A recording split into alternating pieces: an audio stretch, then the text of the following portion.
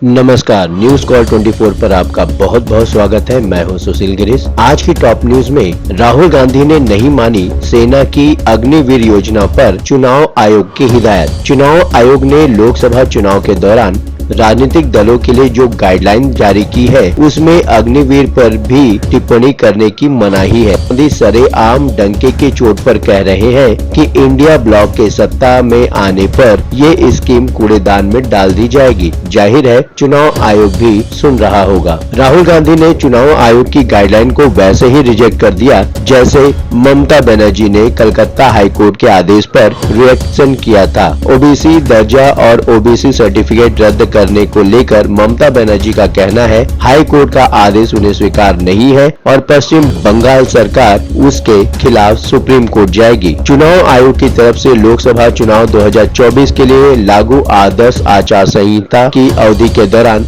एक नई गाइडलाइन जारी की गई है। कांग्रेस अध्यक्ष मल्लिकार्जुन खड़गे और बीजेपी अध्यक्ष जेपी नड्डा को लिखे एक पत्र में चुनाव आयोग ने स्टार प्रचारकों के लिए दिशा निर्देश दिया है। दिशा निर्देश के मुताबिक धार्मिक मुद्दों पर भेदभाव और अग्निवीर सहित कई मसलों पर बोलने से परहेज की सलाहियत दी है। दिल्ली की एक चुनावी रैली में राहुल गांधी ने कहा कि सत्ता में आते ही वो अग्निवीर स्कीम को फाड़कर कचरे के डिब्बे में फेंकने वाले हैं। कांग्रेस नेता के मुताबिक ये स्कीम पूरी तरह सेना के खिलाफ है। जाहिर है चुनाव आयोग भी राहुल गांधी की भाषण को सुन रहा होगा। नहीं सुन पाया होगा तो आयोग की निगरानी टीम आगे सुन सकती है। राहुल गांधी के भाषण पर चुनाव आयोग क्या कदम उठाएगा ये तो देखना होगा, लेकिन सवाल तो ये उठता है कि क्या सरकार की किसी पॉलिसी की आलोचना से सेना का मनोबल कम हो सकता है या चुनाव आचार संहिता का उल्लंघन हो सकता है। और उससे भी बड़ा सवाल ये है कि चुनाव आयोग की तरफ से ऐसी हिदायतें जारी करने का क्या फायदा।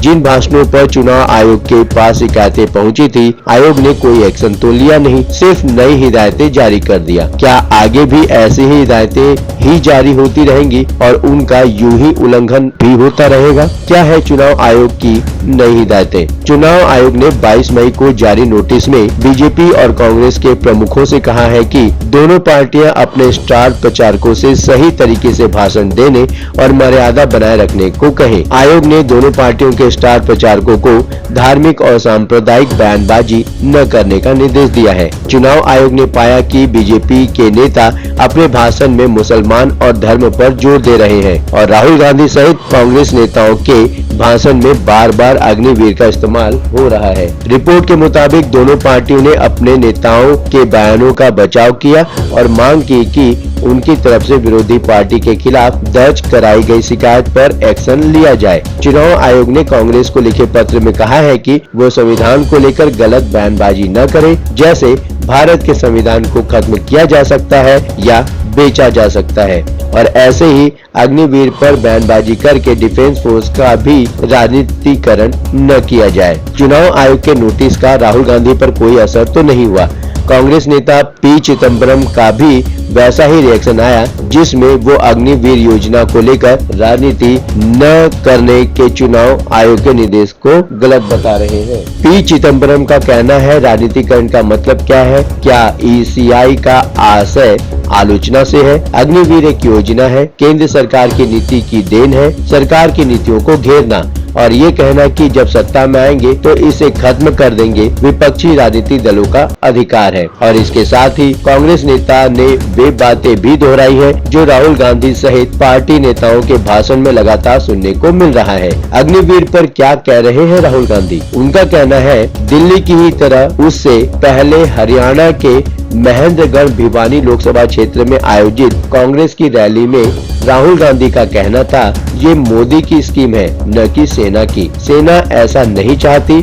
फिर राहुल गांधी बताते हैं कि जब इंडिया ब्लॉक की सरकार बनेगी तब इस स्कीम को कूड़ेदान में फेंक दिया जाएगा। प्रधानमंत्री नरेंद्र मोदी पर हमला बोलते हुए राहुल गांधी कहते हैं मोदी ने हिंदुस्तान के जवानों को मजदूर बना दिया है। अग्निवीर स्कीम के बारे में अपनी बात समझाते हुए राहुल गांधी समझाते हैं, वे कहते हैं शहीद दो तरह के होंगे, एक सामान्य जवान और अधिकारी जिन्हें पेंशन सहित का दर्जा और सारी सुविधाएं मिले, और दूसरा गरीब परिवार का व्यक्ति जिसे अग्निवीर का नाम दिया गया है, अग्निवीरों को न शहीद का दर्जा मिलेगा, न पेंशन, न कैंटीन की सुविधा। वैसे अग्निवीर योजना को लेकर एक अपडेट भी आया है। खबर है कि सेना की इस योजना में कुछ बदलाव भी किए जा सकते हैं। द इंडियन एक्सप्रेस की रिपोर्ट के मुताबिक सेना अग्निवीर योजना के तहत होने वाली भर्ती प्रक्रिया अब तक के प्रभावों का आकलन करने के लिए एक आंतरिक सर्वे करा रही है। सर्वे रिपोर्ट के आधार पर योजना में संभावित बदलावों की सिफारिश की जा सकती है, जिस पर आने वाली नई सरकार को फैसला लेना होगा। ये योजना जून 2022 में शुरू की गई थी और इसके तहत 4 साल की अवधि के लिए अग्निवीरों की भर्ती सेना में की जाती है। चुनाव आयोग को क्यों लगता है कि अग्निवीर और धार्मिक भेदभाव वाले भाषण एक जैसे हैं? चुनाव आयोग को अग्निवीर योजना की आलोचना ही नहीं, राहुल गांधी और दूसरे विपक्षी दलों के नेताओं का संविधान बदल डालने की आशंका वाला बयान भी रास नहीं आया है, और आयोग ने राजनीतिक दलों के अध्यक्षों को साफ साफ हिदायत दी है कि वे अपने स्टार प्रचारकों को हिदायत भरे नोट देकर सुनिश्चित करें कि वे ऐसे मुद्दों पर बयान न दें। कांग्रेस के स्टार प्रचारकों को लेकर चुनाव आयोग ने पार्टी अध्यक्ष मल्लिकार्जुन खड़गे से कहा है कि वो बता दें कि वे संविधान को खत्म करने या बेच देने जैसी झूठी बातें चुनाव कैंपेन के दौरान न किया करें। नोटिस को लेकर चुनाव आयोग को भेजे अपने जवाब में मल्लिकार्जुन खड़गे ने स्टार प्रचारकों के बयानों पर पूरी तरह न्याय संगत और सही ठहराया है और कहा है कि विरोधियों ने भाषणों की एक छोटी सी क्लिप के साथ शिकायत की है, जबकि पूरा भाषण देखा जाए तो सब कुछ सही और प्रासंगिक है। चुनाव आयोग ने ये नोटिस कांग्रेस और बीजेपी की तरफ से एक दूसरे के खिलाफ की गई शिकायतों पर भेजा है। कांग्रेस की तरफ से प्रधानमंत्री नरेंद्र मोदी के भाषण और बीजेपी की तरफ से राहुल गांधी के भाषण के खिलाफ चुनाव आयोग में शिकायत दर्ज कराई गई थी। नेताओं के राजनीतिक भाषण पर तो सुप्रीम कोर्ट भी पाबंदी नहीं लगा रहा है। आम आदमी पार्टी के नेता संजय सिंह की जमानत पर सुनवाई के दौरान ईडी की तरफ से राजनीतिक बयानबाजी पर रोक लगाने की मांग की गई थी, सुप्रीम कोर्ट ने नहीं माना, और वैसे ही अरविंद केजरीवाल के जमानत पर रिहा होकर चुनावी रैलियों के भाषण पर भी ईडी ने अदालत में विरोध जताया था। सुप्रीम कोर्ट ने तब भी नहीं सुनी।